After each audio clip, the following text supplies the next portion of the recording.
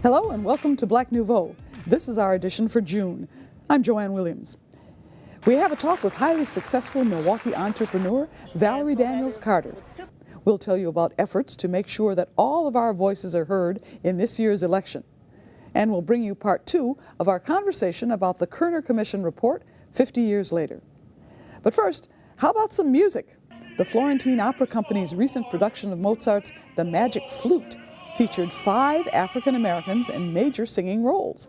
One of them, Ariana Douglas, grew up here in Wisconsin. Our Everett Marshburn spoke with her during rehearsals.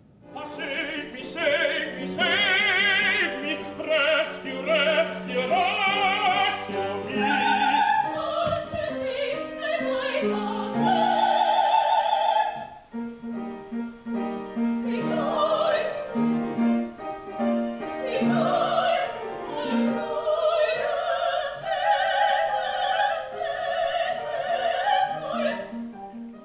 This is a rehearsal for the Florentine Opera Company's production of The Magic Flute. Written by Wolfgang Amadeus Mozart, it was performed last May at the Marcus Center for the Performing Arts.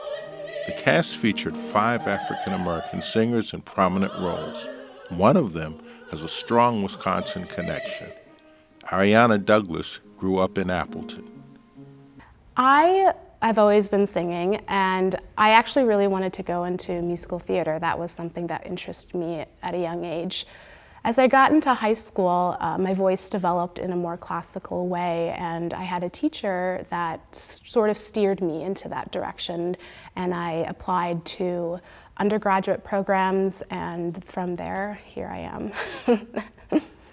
Ariana received her bachelor's degree from the University of Wisconsin at Madison. She then did her graduate studies at Louisiana State University in Baton Rouge. That brought her back to Wisconsin and the Studio Artist program at the Florentine. I was fortunate enough to leave graduate school and enter into this program. I consider young artist programs the bridging gap between undergraduate or graduate studies and a professional career. It allows people to explore new roles, things that they may want to learn in the future, and allow them to experience coachings with conductors, directors, voice teachers. And this program really taught me a lot as far as learning how to embrace my artistry, as well as going out on a public school tour that allowed me to, sing in front of thousands and thousands of children at 8 in the morning. That must have been fun. It was a great experience because there are some schools that, don't get exposed to the arts, but maybe once a year, and to see those faces of those children are pretty amazing.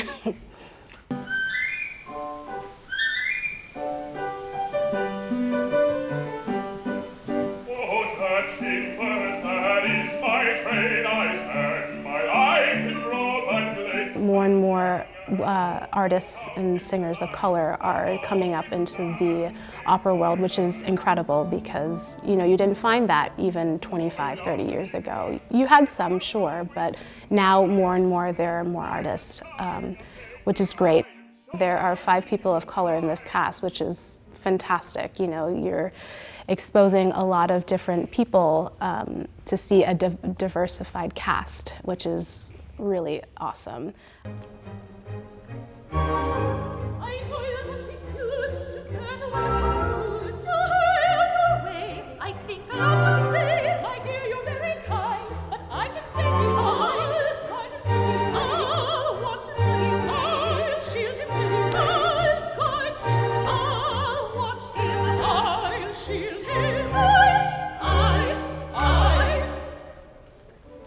Classical music is a totally different art form than any other thing that I've experienced. It takes a lot of discipline to sing this type of music, opera.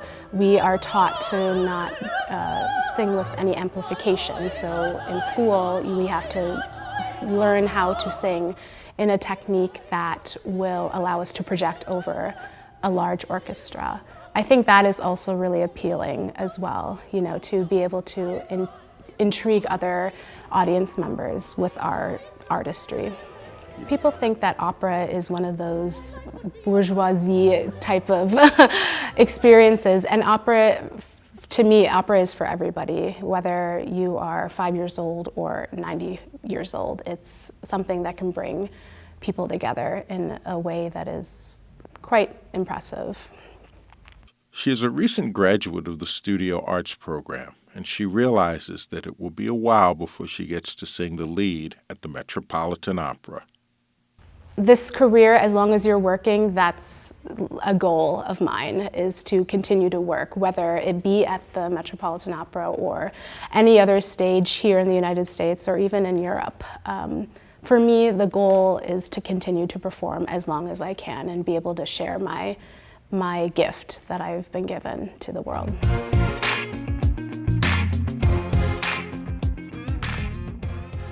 Wisconsin Voices is an organization that believes democracy works best when all of our voices are heard.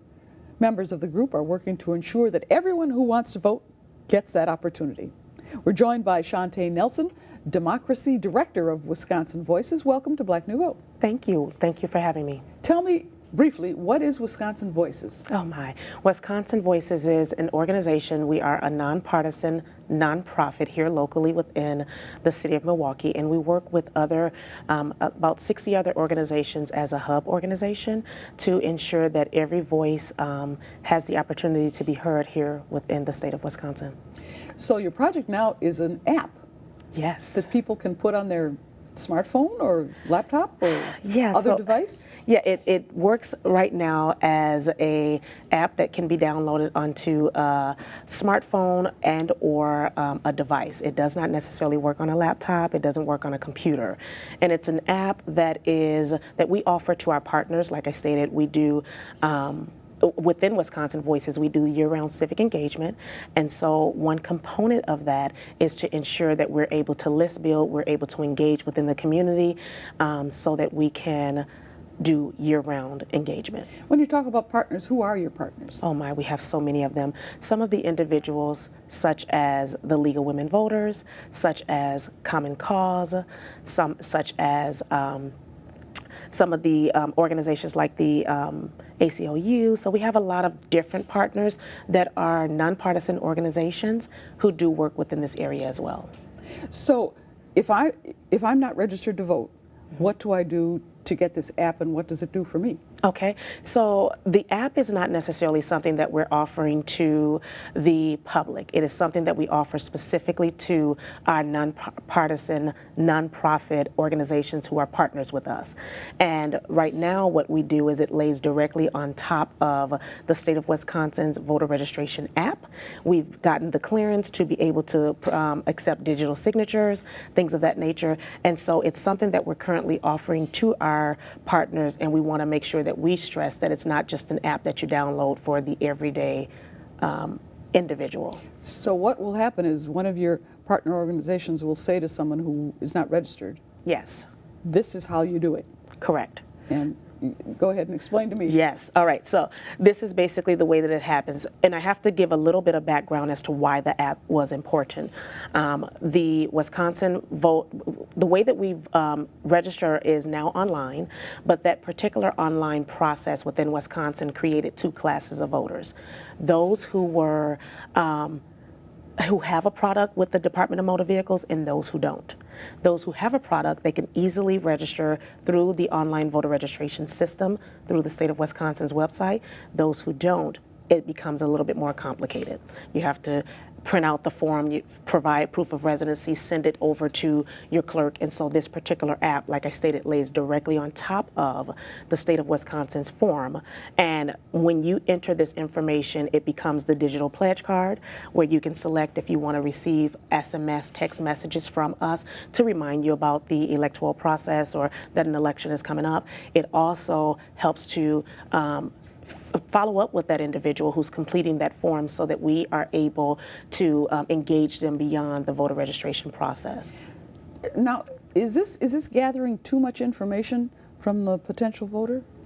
No, it is not. They have to. We only collect what the state of Wisconsin's website collects anyhow. So we do not collect anything that, by law we can't accept or collect or store, I should say, any information like the date of birth or things of that nature. So we simply provide what's currently on the state of Wisconsin's voter registration sheet. So this doesn't ask for your social security number? No, it does not. It does not at all. We've never asked for that anyhow. It's simply your name, your address, which includes, of course, your state, things of that nature, and whether or not your telephone number, email address, so those type of things, that's really all we track, all we keep, and that information is already found in the voter file or in the van, what we call the van, which is something that people use all the time.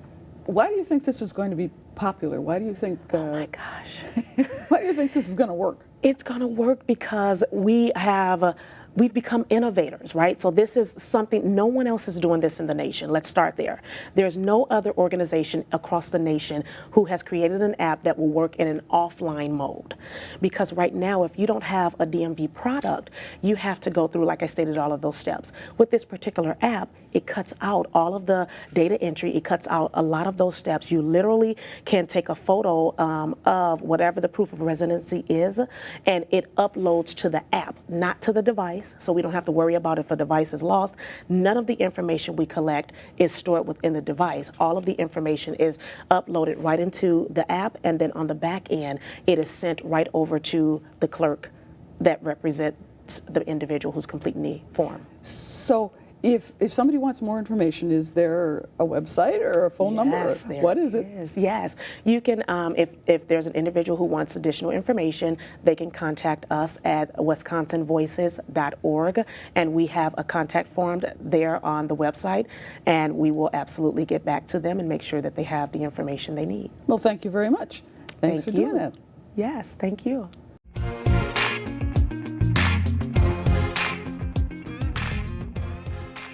Greatness is not blind. It recognizes the forces that try to destroy it, but it does not give in to their pressures. Greatness is not ignorant. It recognizes who the enemy really is. Greatness and excellence forces us to accept ourselves for exactly who we are, while challenging ourselves to do better. And I challenge every young person, and some of you old ones in the room too, to accentuate to high horizons. That's businesswoman and native Milwaukeean Valerie Daniels Carter speaking about greatness as she is being honored as the 2018 Business Champion by the African American Chamber of Commerce of Wisconsin. This took place at the Chamber's annual signature event, Breakfast of Champions, held on the grounds of the Harley-Davidson Museum. We champion the growth and sustainability of African American owned businesses throughout the state of Wisconsin. We provide access to capital, assist with capacity building, strategic partnerships so you can grow your business, and advocacy, advocating on behalf of small business owners. This event brings the Milwaukee business community together to support and honor local business leaders who are passionate about economic development and wealth in the African American community. And Valerie Daniels Carter is that, passionate about business. She is the president and CEO of V&J Foods Holding Companies Incorporated. She's consistently recognized as the largest female franchisee in the country, and her sense for business started early in life. When I had my first job, I was a child. I was 6 years old. Believe it or not, I was 6 walking 5-year-olds to school. I was in first grade, they were in kindergarten, and one day I knocked on some of the neighbors' doors and said, you know what, your children need protection on the way to school. Because we had to walk about eight or 9 blocks of school, and I said, I'm the one that can protect them. And so, very young, I started this entrepreneurial walk. She said along with trying to make some money, she learned early on that if you take initiative and have insight, you can be successful, taking chances and taking risk. When I begin to dream, I begin to see. When I begin to see, I begin to imagine. And once you start imagining what you can be, it changes your perspective on life. There will be hit and misses. Not only will there be hit and misses that you will have before you get in business, life is going to offer you all kinds of cyclical challenges.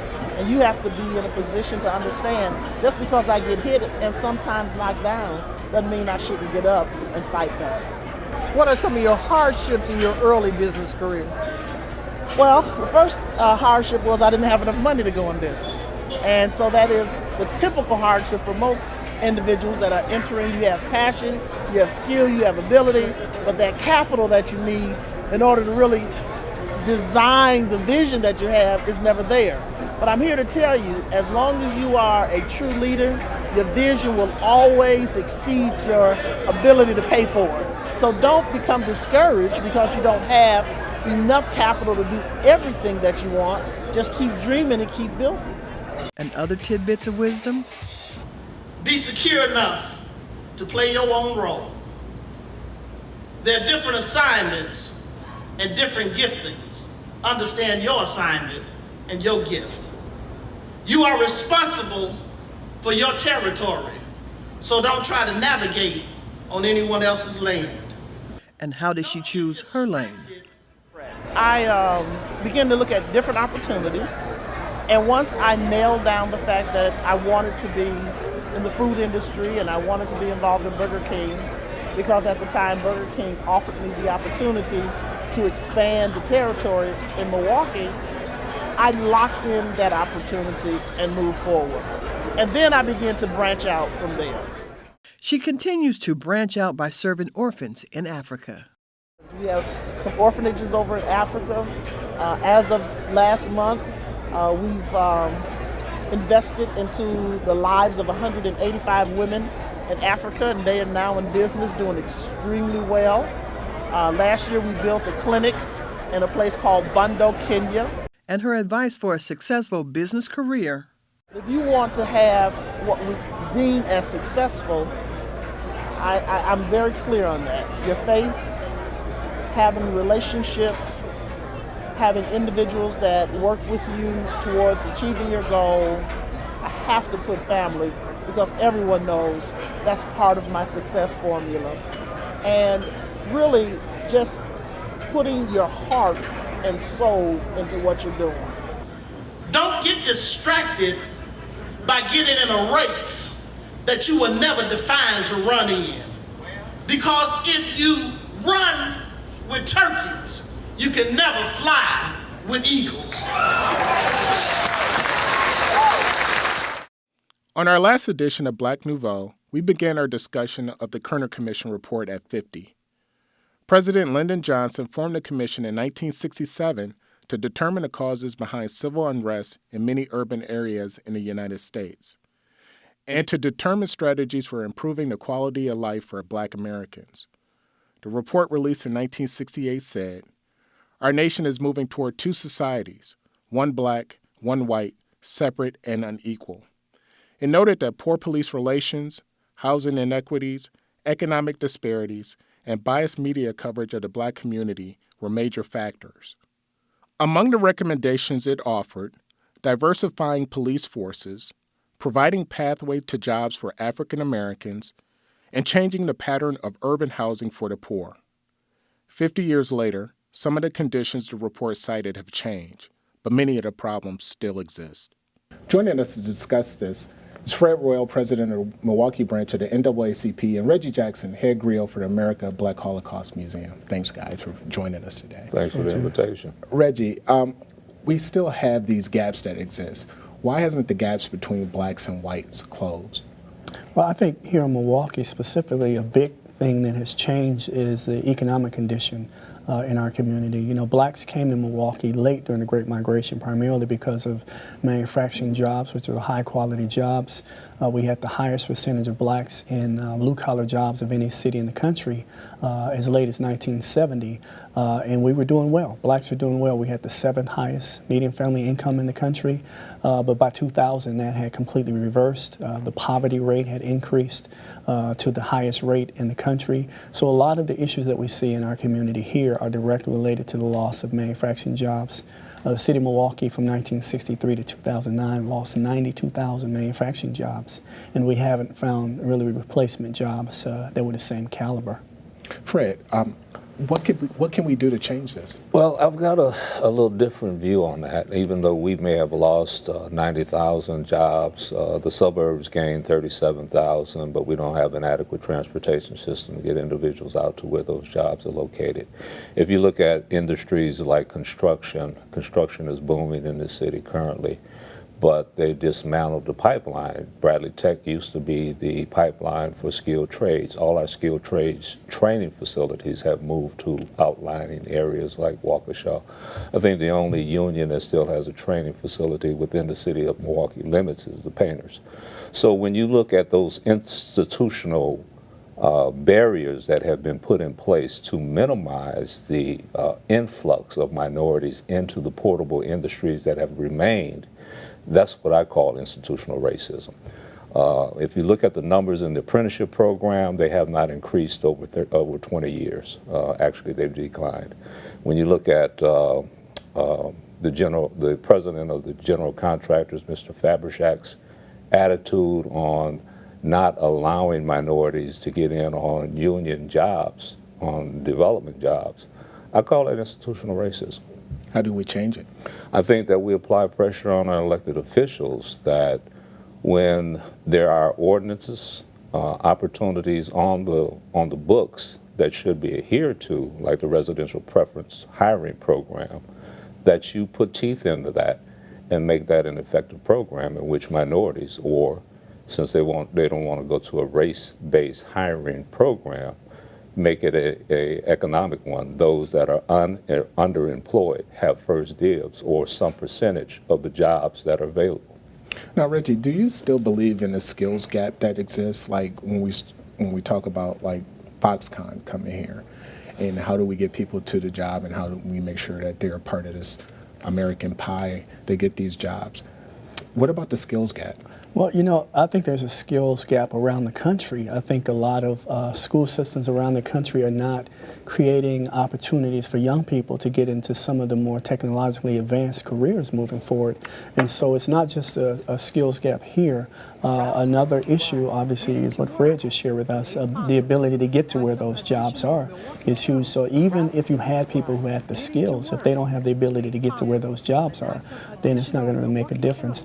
I think that we continue to see our schools across the country, including here in Milwaukee, not adequately providing the tools that are necessary. After kids get out of elementary school, they tend to start doing much worse in MPS schools than they do in elementary school. And so we have to figure out a way to close that gap in middle and high school and have the students perform better and have more opportunities. Fred, do you think this is done on purpose? Yes. That's the only way you can account for this type of gaps in education, in employment, and infant mortality rates, and incarceration rates. All this has some intentionality.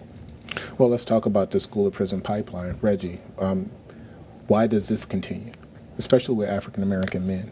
Well, I think if you look over the last 40 years, as we've built prisons, we didn't build prisons with the intention of having them be empty. And so we've created a system now that incarcerates in our prisons and jails 2.2 million people. And what's more important about that people don't think about is the fact that it provides millions of jobs. You think about all of the police officers we've hired, district attorneys, public defenders, judges, court clerks, probation, parole agents, prison guards, wardens, all these. So we created a massive system that really has replaced a lot of those manufacturing jobs that went away. Rural communities around the country, nearly 400 prisons have been built in rural communities. Most of them is a replacement for manufacturing facilities. So we're not going to now all of a sudden get to a place where we're going to say, well, we're going to get rid of all of these prisons, let all these people out of prisons, because it's going to impact all of those millions of people that are employed by our criminal justice system. And Fred, you were talking about one of the things that the commission report talked about is diversifying the police force. Will that help fix things?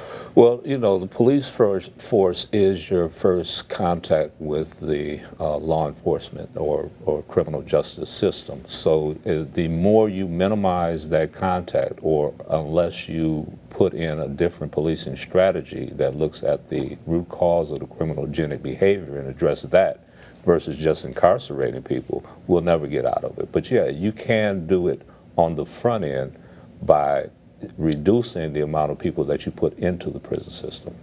And we're running out of time here, but let's talk about how the population will change. What will happen in the next 20 years? Well, the minority will become the majority. So I think that at some point in time, society needs to sit down and address these systemic problems proactively before we find ourselves in the same situation that got the Kerner Commission report written in the beginning. Right. Well, thanks a lot for joining us. This is a great conversation, and it's one that needs to continue. Appreciate it. Thanks. Thank you, James. Thanks for having me. Our next edition of Black Nouveau airs on Thursday, July 5th at 9 p.m. on Channel 10. Much of that program will be recorded at Milwaukee's Juneteenth celebration, and you're invited to be in it. We'll be there to talk to you. For more information, check us out on MilwaukeePBS.org. We'll tell you what times we will be taping and where we will be located. And don't forget to like us on Facebook. Of course, we want to hear from you, so give us a call. The number is 414-797-3760. Tell us what you liked, tell us what you didn't like, and share your ideas on what you would like to see. The number is 414-797-3760. And that's our program for this month. For Black Nouveau, I'm Joanne Williams. Thanks for watching.